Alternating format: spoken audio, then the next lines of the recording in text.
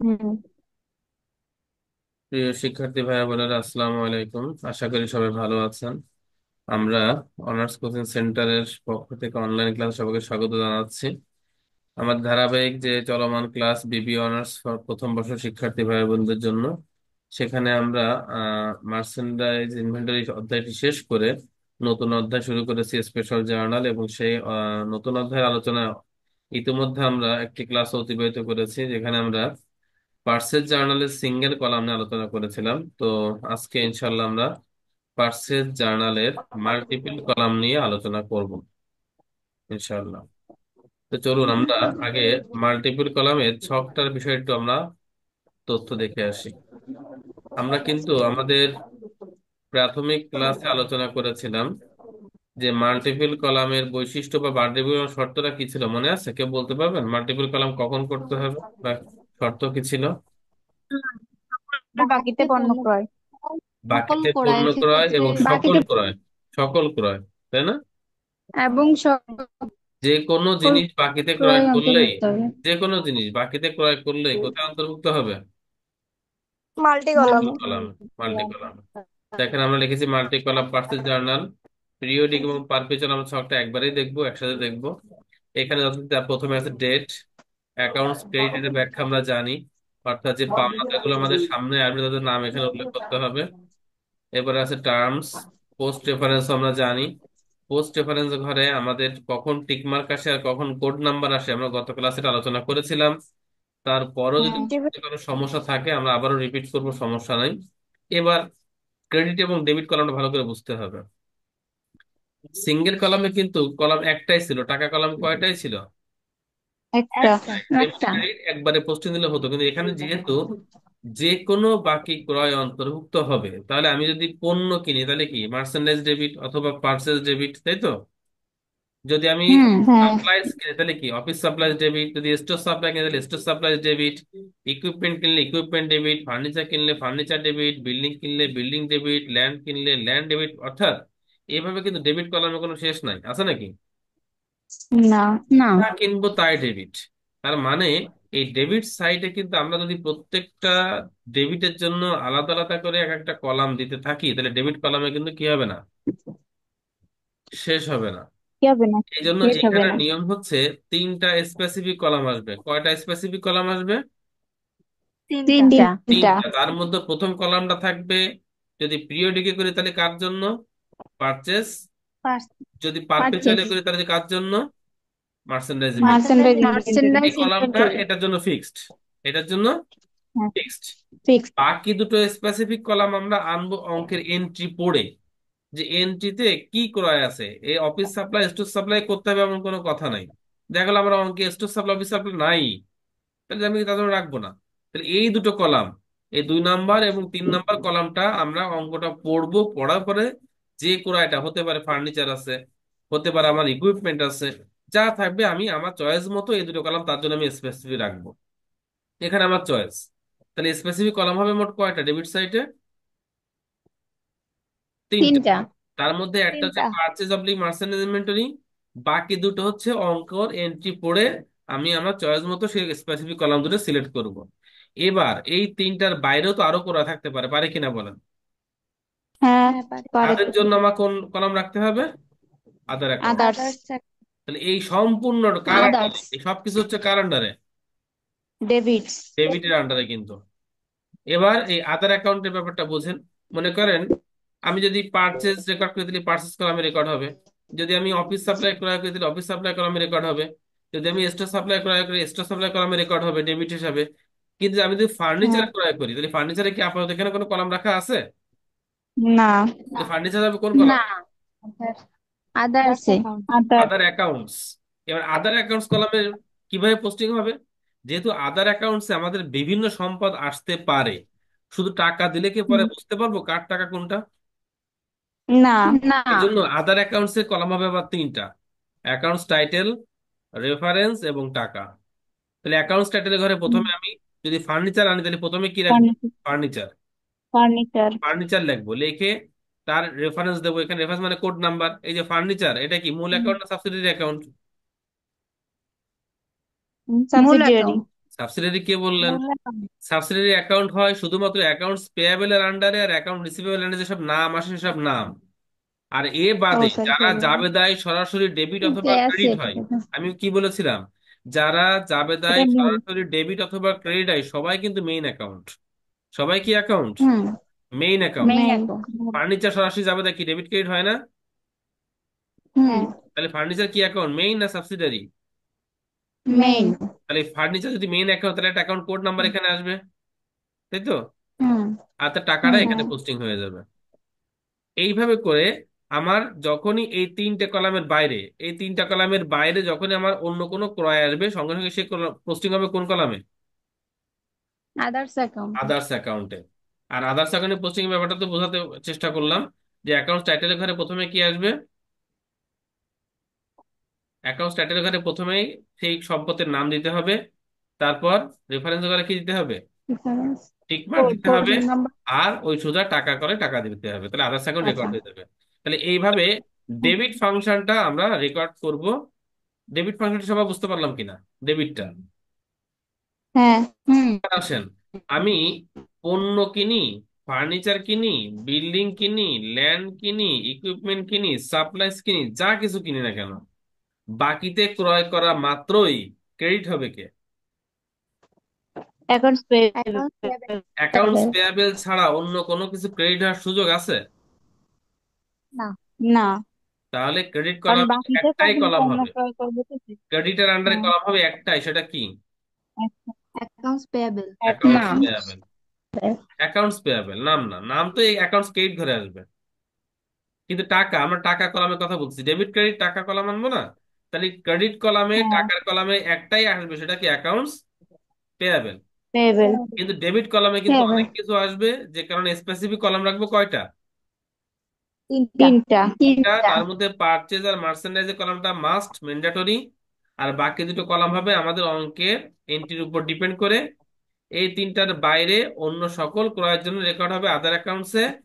আদার অ্যাকাউন্টসে যখন রেকর্ড হবে তখন তাকে আমাদের স্মরণ রাখার জন্য বা বোঝার জন্য অ্যাকাউন্টস টাইটেল করে সেই সম্পদের নাম, রেফারেন্স করে তার কোড নাম্বার, টাকা সোজা টাকা।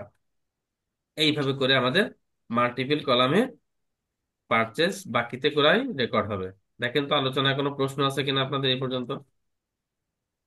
ভাই এই যে না। অফিস সাপ্লাইজ আর এই যে স্টোর সাপ্লাইজ এই দুইটা একবারে আদার্স অ্যাকাউন্টের ভিতরে দেওয়া যেত না? যেহেতু আপনি তাহলে কলাম রাখতে চাচ্ছেন একটা, তাই তো? হুম। হ্যাঁ, যেহেতু সমস্যা নেই, কিন্তু আমাদের সাধারণত সাধারণত ফরম্যাট হচ্ছে এভাবে তিনটা কলাম রেখে বাদ বাকিগুলো আদার্স অ্যাকাউন্টে দেওয়ার। ঠিক আছে ব্যাপারটা?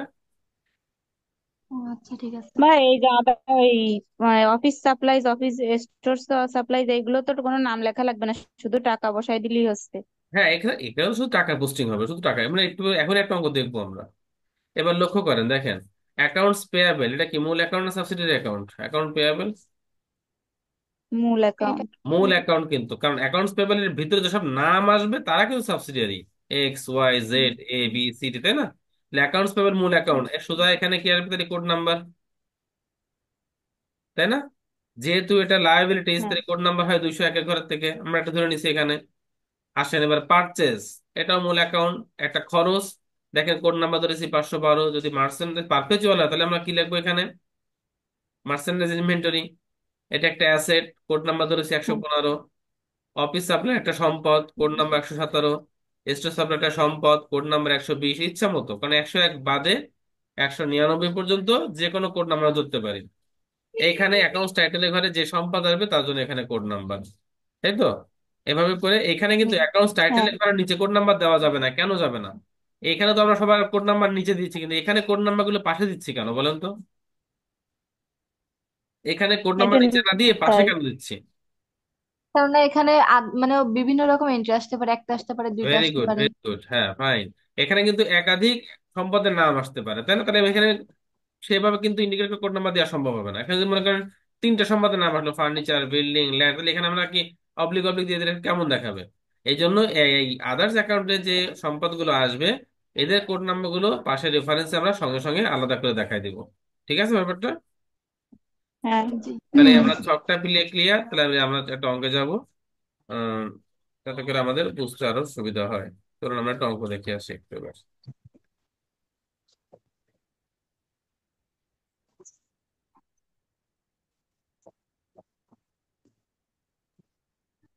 আমরা গত ক্লাসে একটা সিঙ্গেল কলাম দেখেছিলাম, আজকে একটা মাল্টি কলাম আমরা দেখার চেষ্টা করব। দেখুন, একটা অঙ্ক আপনাদের সামনে আসছে, স্ক্রিনে দেখতে পাচ্ছেন।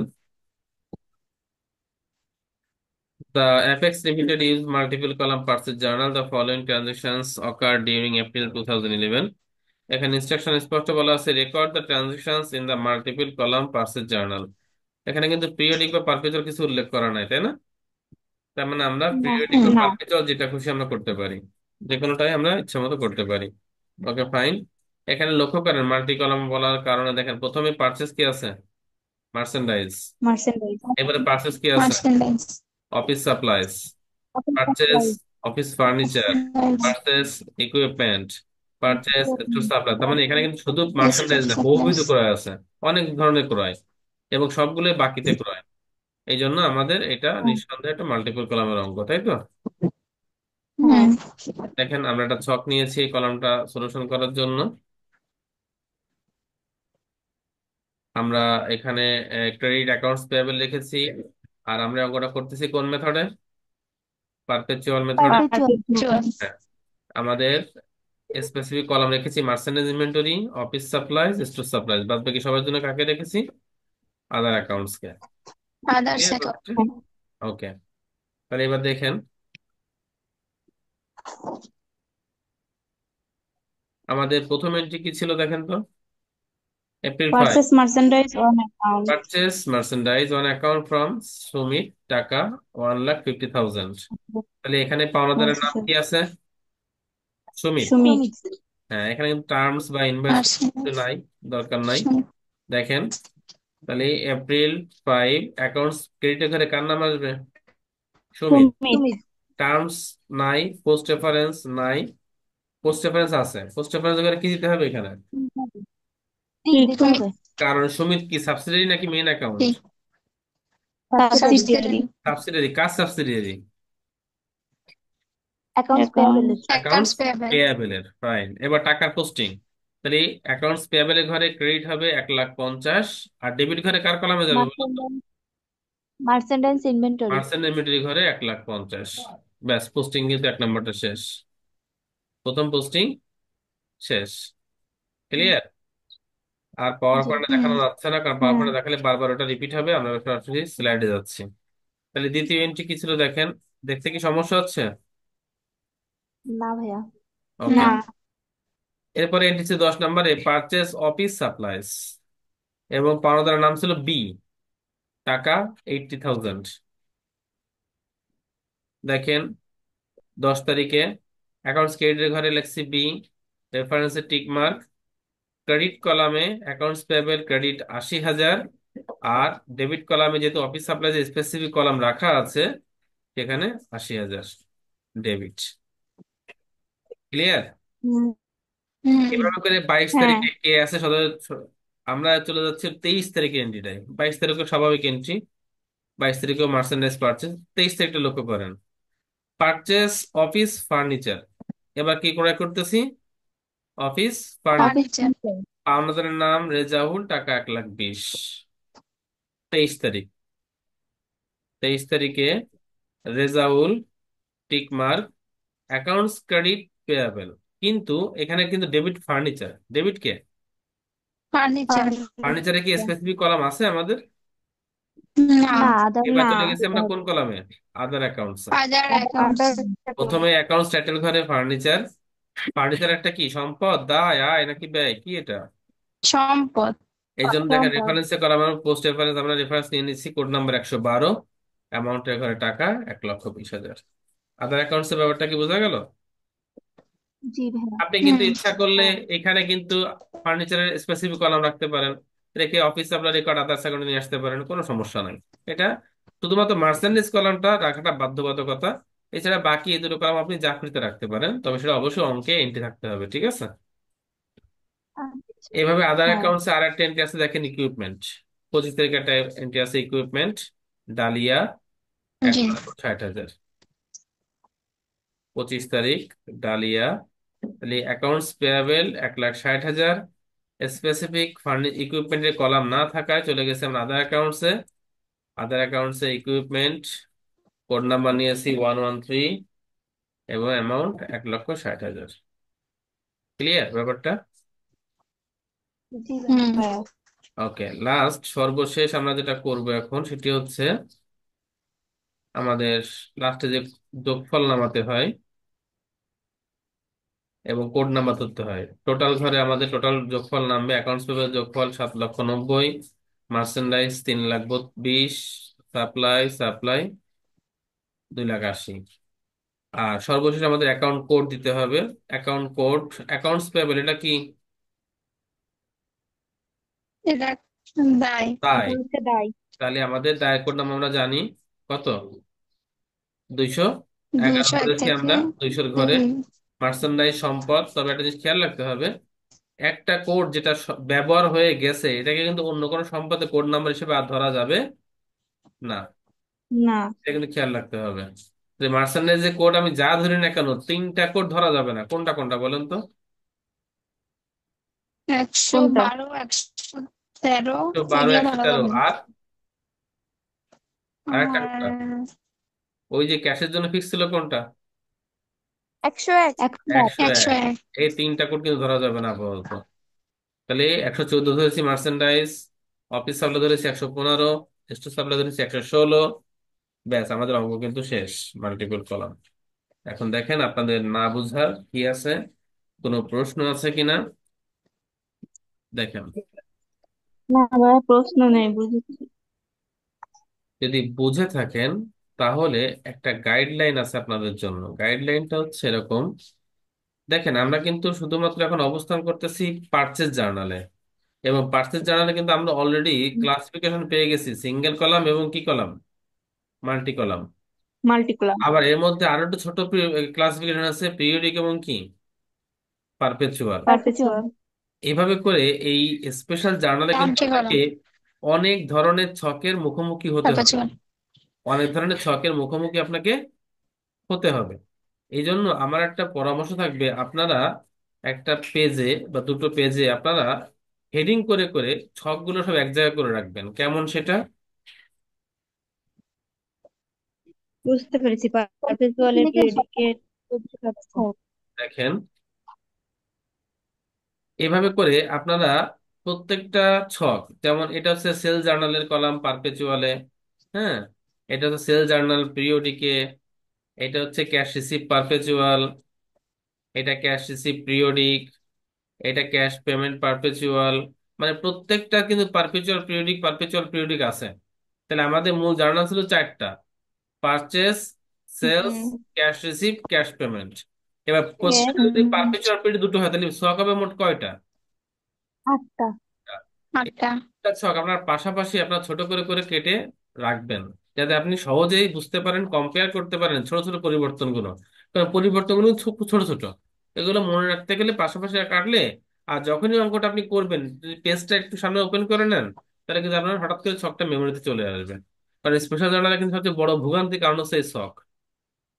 ঠিক আছে, যে কোন জাবেদায় কি ছক এটা মনে রাখাটা একটু কষ্ট। এখন তো প্রথম দুটো করলাম বলে হয়তো মনে হচ্ছে এটা কোনো সমস্যা না, কিন্তু যখনই আমাদের সবগুলো জাবেদা করা হয়ে যাবে তখন কিন্তু জিনিসটা অবশ্যই একটু প্রবলেম হবে।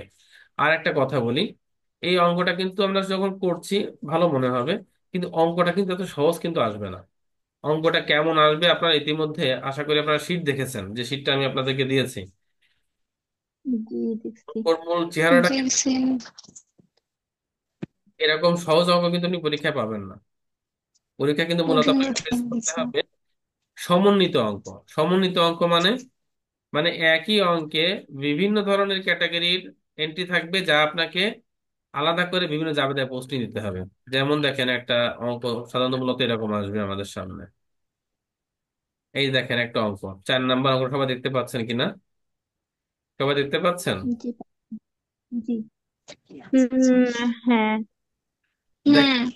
4 নাম্বার অঙ্কে মাল্টিকুলাম। আমাদের এখানে বলেছে prepare multi column parcel under perpetual. হ্যাঁ, এখন এইখানে দেখেন মাল্টি কলামের শর্ত তো আমরা জানি। মাল্টি কলামের শর্ত কি? বাকিতে যে কোনো ক্রয়, বাকিতে যে যে কোনো। কোনো যে করে। কোনো ক্রয়। দেখেন 11 নম্বর আছে গুড পারচেজ ইন ক্যাশ, এটা কি মাল্টি কলামের শর্ত মেনটেন করে? না। না। কেন করে না? এটা তো ক্রয়। এটা নগদে বিক্রয় এটা হয়েছে, তো ক্যাশ নগদে করা ক্যাশ। হয়েছে। ক্যাশে, ইন ক্যাশ। তাহলে এটা কোন কলামে যাবে, এটা কোন পর যাবে যাবে? এটা হচ্ছে ওই যে ক্যাশ। আমরা যখন নগদ টাকা দিয়ে ক্রয় করবো, ক্যাশ কি আসবে না ক্যাশ চলে যাবে? ক্যাশ চলে চলে যাবে। যাবে। ক্যাশ চলে পেমেন্ট। নগদ প্রদান জাবেদায় যাবে, ক্যাশ যাবে। পেমেন্ট জানালে। আবার 30 নম্বর এন্ট্রিটা দেখেন, গুডস রিটার্ন ওর টাকা 1000 টু মিম স্টোরস। অর্থাৎ মিম স্টোরস কে 1000 টাকা আমরা ফেরত দিচ্ছি। পাঠানো হয়েছে। তার মানে ক্রয় ফেরত। এটা এইটা কি আমাদের কোনো জাবেদা শর্ত মেনটেন করে? না না। তো। না। বাকিতে ক্রয় হলে ক্রয় জাবেদা, বাকিতে বিক্রয় হলে বিক্রয় জাবেদা, নগদ পেলে নগদ প্রাপ্তি, নগদ দিলে নগদ প্রদান। কিন্তু রিটার্ন হলে, তার মানে এখানে এটা আবার রিটার্ন তো আসবেই নাই। না কোথাও। শর্তটা হচ্ছে, যদি কোনো জাবেদা আমার সামনে আসে যে জাবেদাটা এই 4টা জাবেদা কোথাও অন্তর্ভুক্ত হওয়ার শর্ত না মেলে, তখন সেটা অন্তর্ভুক্ত হবে জেনারেল জার্নালে। কোথায় অন্তর্ভুক্ত হবে? General general. জার্নাল। তাহলে তার মানে হচ্ছে, মূলত আমাদের সামনে অঙ্কটা আসবে বিভিন্ন এন্ট্রি দিয়ে। বিভিন্ন এন্ট্রি দিয়ে আমাকে বলবে যে এই এই জাবেদাগুলো করো।